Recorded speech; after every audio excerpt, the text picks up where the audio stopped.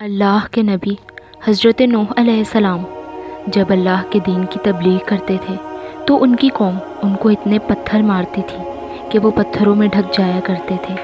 تقریباً 950 سال تک آپ تبلیغ کرتے رہے، بار بار پتھر کھاتے رہے، لیکن افسوس سوائے چند غریب اور مساکین کے کوئی بھی آپ پر ایمان نہ لایا۔ آپ نے اپنی امت کے لیے اتنی دعائیں کی، اتنا روئے، اتنا گریہ کیا کہ آپ کا نام ہی نوح پڑ گیا۔ کہ اتنے میں اللہ اپنے نبی پر وحی کرتا ہے کہ اے نوح، اب یہ تیری قوم ہدایت نہیں پائے گی۔ حضرت نوح علیہ السلام رو کے اللہ کے دربار میں فریاد کرتے ہیں کہ اے اللہ، یہ انسان ظلم کرنے والے کو مذاق سمجھتے ہیں، ایک دوسرے کے خیال کرنے کو، مدد کرنے کو بزدلی سمجھتے ہیں، تیری عبادت سے منہ موڑتے ہیں۔ اے اللہ، اس میری قوم کو نیست و نابود فرما۔ جیسے ہی نوح علیہ السلام نے یہ بد دعا کی تو اللہ نے پیغام بھجوایا کہ اے نوح، ایک کشتی تیار کر کہ عنقریب تیری یہ ظالم قوم نیست و نابود ہو جائے گی۔ بس اللہ وحی کے ذریعے اپنے نبی کو بتاتے گئے اور اللہ کے نبی حضرت نوح علیہ السلام وہ کشتی بناتے گئے۔ جیسے کہ نوح ایک پہاڑ پر رہتے تھے تو وہاں سمندر تھا، نہ تو وہاں پر سمندر تھا، نہ دریا تھا، نہ درخت تھے۔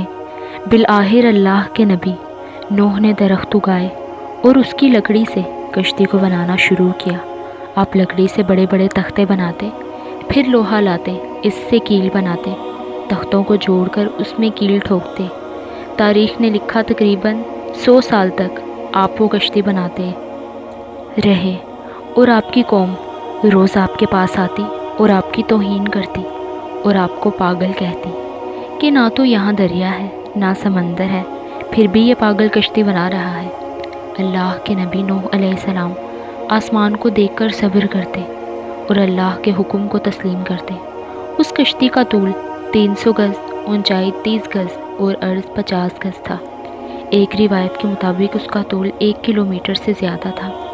یہ کشتی عام کشتیوں کی طرح نہیں تھی، بلکہ جس طرح سے اس کو نیچے سے بنایا گیا تھا ویسے ہی اسے اوپر سے بھی بند کیا گیا تھا تاکہ بارش کا پانی کشتی میں داخل نہ ہو سکے۔ اس کشتی میں 3 طرح کے الگ الگ درجے بنائے گئے تھے۔ نچلا درجہ جانوروں کے لیے تھا، بیچ والا طبقہ انسانوں کے لیے اور اوپر والا حصہ پرندوں کے لیے۔ ہر درجے میں ایک دروازہ تھا۔ بس جب کشتی تیار ہو گئی تو اللہ نے فرمایا کہ اے نوح، اس زمین پر مختلف جانوروں اور پرندوں کے جوڑوں کو اس کشتی میں سوار کرو تاکہ ان مخلوقات کی نسل باقی رہ سکے۔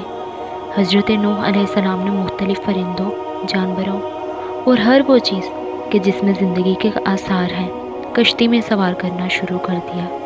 پھر آپ انسانوں کو حجت تمام کرنے کے لیے کہنے لگے کہ آؤ، یہ کشتی نجات کی کشتی ہے، جو بھی اس کشتی میں آئے گا وہ اللہ کی امان میں ہوگا۔ وہ پوری قوم ہنستی رہی۔ تاریخ نے لکھا کہ آپ کے ساتھ تھوڑے سے ہی لوگ تھے کہ جن کی تعداد بعض کتابوں میں 80 بتائی گئی ہے، جس میں آپ کے 3 فرزند حام، سام، یافز اور ان کی بیویاں بھی موجود تھیں۔ اللہ نے اپنے نبی حضرت نوح سے کہا کہ عنقریب تندور سے پانی ابلے گا اور پوری قوم کو ڈبا دے گا۔ اس بات کو سن کر قوم نوح ہنستی رہی۔ وہ قوم ہنسی رہی تھی کہ اتنی ہی دیر میں تندور سے پانی ابلنے لگا۔ لوگ اس پانی کو دیکھنے کے لیے دور دور سے آتے، ہنستے، لیکن کچھ ہی دیر میں ان کی ہنسی خاموش ہونے لگی، کیونکہ وہ پانی اتنا بڑھتا گیا کہ ان کے تمام گھر ڈوب گئے اور اوپر سے بارش بھی برس رہی تھی۔ وہ کافر یہ سمجھ رہے تھے کہ یہ طوفان کچھ ہی دیر کا ہے، تو یوں وہ اونچے اونچے پہاڑ کی طرف جانے لگے۔ ان کافروں میں اللہ کے نبی نوح کے بیٹے کنعان بھی شامل تھے۔ جیسے ہی نوح علیہ السلام نے اپنے بیٹے کو دیکھا کہ وہ کافروں کے ساتھ پہاڑ پر چڑھ رہے ہیں تو آپ نے دور سے آواز دی کہ اے کنعان، اس نجات کی کشتی میں آ جاؤ۔ کنعان اور اس کی ماں بولی، ہم تھوڑی ہی دیر میں پہاڑ کی چوٹی پر پہنچ جائیں گے اور پانی وہاں تک تھوڑی آئے گا۔ بس وہ پانی اتنا بڑھتا گیا کہ کہیں بھی نہ کوئی پہاڑ نظر آ رہا تھا، نہ کوئی درخت نظر آ رہا تھا۔ بس وہی بچے جو اللہ کے نبی حضرت نوح علیہ السلام کی کشتی میں سوار تھے۔ اس وقت پانی زمین سے 10,000 گز بلند تھا۔ مسلسل پانی بڑھتا رہا، چڑھتا رہا۔ 40 دن بعد پانی کا بڑھنا ختم ہو گیا، بارش بھی رک گئی، لیکن چاروں طرف صرف پانی ہی پانی تھا۔ تقریباً 5 ماہ تک کشتی پانی میں ہی طواف کرتی رہی، کسی جگہ پر نہ ٹھہری۔ بالآخر دریائے دجلہ کی مشرقی سمت میں ایک پہاڑی جس کو کوہ ارارات کہتے ہیں، اس کی ایک چوٹی کا نام جودی ہے۔ اس چوٹی کی اونچائی تقریباً 13,000 فٹ ساحل سمندر ہے۔ کشتی نوح اس چوٹی کو لگ کر ٹھہر گئی۔ یہ تاریخ 10 محرم اور جمعے کا دن تھا۔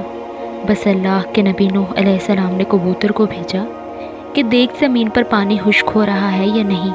کبوتر گیا اور زیتون کی ٹہنی اٹھا لایا۔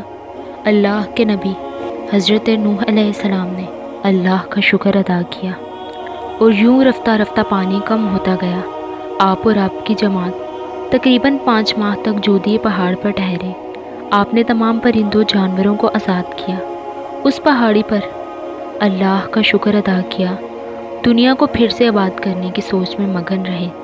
تاریخ نے لکھا کہ آپ کے ایک بیٹے سام، جس سے عربی نسل چلی، دوسرے بیٹے خام، جن سے سوڈانی نسل چلی، اور یافس، جن سے ترکی نسل چلی، اور یوں آپ اور آپ کی اولاد نے دنیا کو پھر سے آباد کرنے کا فیصلہ کیا۔ تقریباً طوفان کے 60 سال بعد اللہ کے نبی نوح علیہ السلام اس فانی جہان سے دارالبقاء کی طرف کوچ کر گئے۔